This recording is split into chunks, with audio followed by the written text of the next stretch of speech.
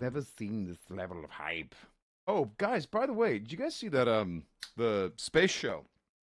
Did you guys see that? Because I saw that show. Liked it. Did a lot.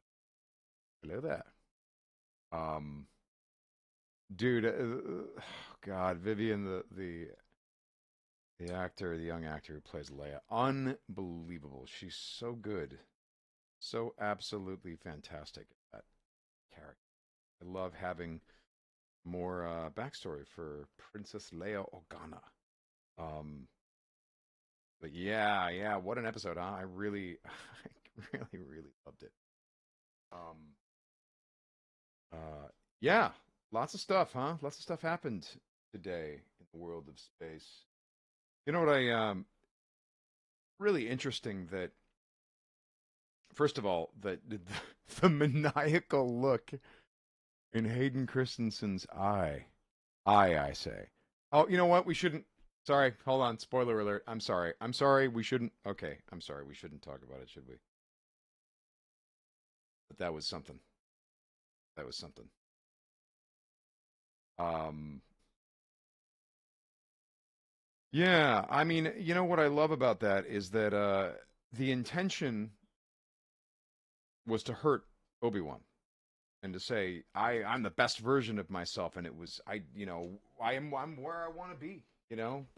Which I found to be in a very sad way. It reminds me of some people that I've known who went down the wrong path, and when confronted about it, they almost like Vader is all scarred and messed up. They were not in a good place, and thus claiming they were the strongest, best version of themselves. That's what that reminded me of. And also, I like that this show's point of view on things like that is that you needn't throw away the good things that happen in a relationship with someone, uh, even if they choose to be someone else later on. That you can still accept that there was value there, that there was a good person,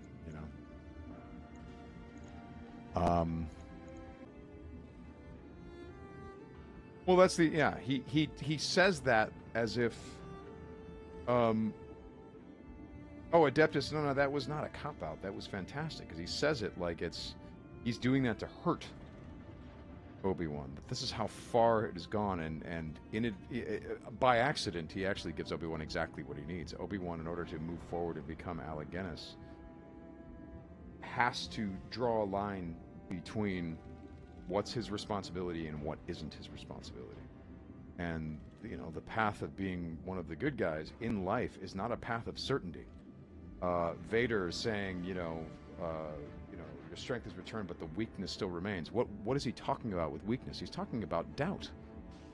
He's talking about second guessing yourself. He's talking about all the things that are holding Obi-Wan back from being a Jedi. He's shaky. He doesn't feel like he can move forward, move on with his life because he's too absorbed with what he had done in the past. But that shakiness, that doubt, that turmoil, that's what makes someone a good person rather than a bad person. Vader is an authoritarian with complete certainty that what he is doing is the only way. That is the only thing that can be done. And if there's something that bad that comes of it, well, that was a necessary thing that had to occur. And Obi-Wan's weakness comes from having a conscience,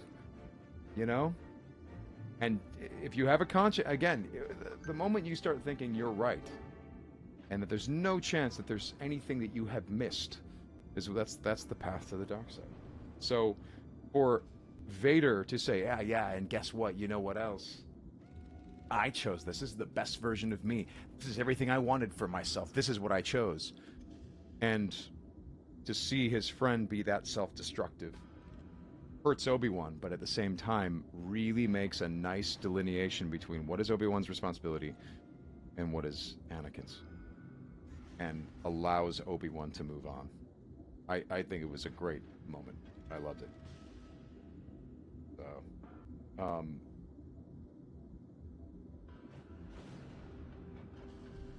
oh, someone just wrote me something. This is great. The master breaks half. The apprentice breaks half. The son removes the mask. That's what it was. Someone just wrote me. Come on, guys. That's really cool. Master breaks half. Apprentice breaks the other half. Son takes it off. Cool. I could say a lot about this stuff, but I don't want to. Maybe we shouldn't spoil it. Also, it's all open to interpretation. But look, it's so fun to watch episode 4 now with a different perspective on these things. Should you choose to add this into your version of Star Wars, this is but I think when you plug it in, it does good things to the movies that are around it. I think it's really cool. Vader says very similar things to Ahsoka. Anakin Skywalker was weak. I destroyed him. I mean, look, God, if I'm going to get super personal, I know a guy who looked upon some of the best things about him previously as weakness later. This happened. When he would talk about certain things that he did, he's like, I can't believe I did that, or I gave into this, or I did that. And I'm sitting here going, these are some of the best things about you. And now you're looking at that as weak. You're literally killing off the younger version of yourself, as you don't want to do these things anymore. These were really good things, and you are looking at them as liabilities. So, this whole notion that Vader conceives of it this way makes perfect sense to me. So, anyway. I could go on and on about this. I really enjoyed it. And Ewan is fantastic, and yeah. And I thought Reva's storyline was really satisfying. That, that after everything that she had been through, she felt like, okay, well, I have nothing else. What was I trained to do? What should I do? Oh, well, there's this Force-sensitive kid, and I know I met a guy named Owen on Tatooine. All right, well, I guess I'm going to go either kill or capture that kid and bring him to the Inquisitors, because that's all I know. Cycle of violence. Maybe I can get back in their good graces. Like, that really twisted way of thinking. It's really, really sad. Because the thing is that it's would Reva had been, if she was successful in killing Vader, she would have just become the next Vader. That's just how this all works. Not like she would have been like, oh, I see, I did it, and I'm really secretly a Jedi, which maybe she, on some twisted level, thinks. No, you're not. You're not playing by those rules anymore. Yeah, here's the other thing. I know that some people are going to say, well, but Qui-Gon described to Yoda that his training was incomplete and therefore he could not manifest himself fully. But as I've understood that type of thing, it's more about the metaphor, The Force Ghost thing has always been a two-handed effort. It's not just a ghost appears, it's also who's calling for that ghost, or who's ready to hear that piece of information or that knowledge or receive that wisdom. When Luke, and that metaphor is played out that as people become stronger in the Force, they see more, they absorb more. At the end of A New Hope, Luke can hear a faint voice of Obi-Wan Kenobi. At the beginning of The Empire Strikes Back, he sees barely an image as he is growing in the Force. He sees barely the image of Obi-Wan Kenobi. Now, after he trains with Yoda, there's Obi-Wan. He's right there. And then by Return of the Jedi, Obi-Wan is so there that he could sit and have a cup of coffee with the guy, that it's as much Luke bringing him into that world, into the real world, as it is Obi-Wan bringing himself there. And Luke can, Obi-Wan has always been there, but Luke can perceive him more and more and more as he gets stronger in the Force.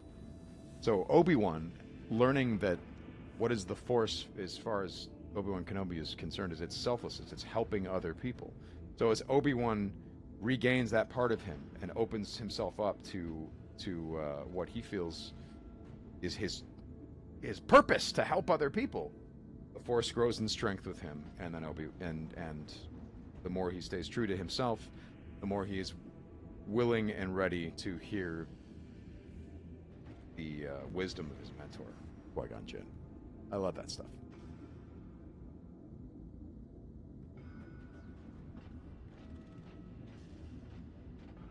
Yeah, the thing is, look, is it consistent? Is it non-consistent? You can make an argument for both, but I choose to think that it's like, no, it's Qui-Gon. Because I don't. Here's the other thing. I don't believe that even the whole Force Ghost thing is a static thing. None of these characters are staying in one place.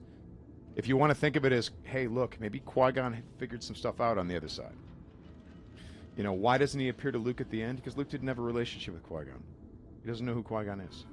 Not at that time, There, if you have like a grandparent that was, meaningful to you, or a teacher, or some mentor figure that you think of the things that you learned from that person. Well, those are the people that appear to you, their knowledge, their wisdom. That is who appears to you when you need it, not someone you've never met, So...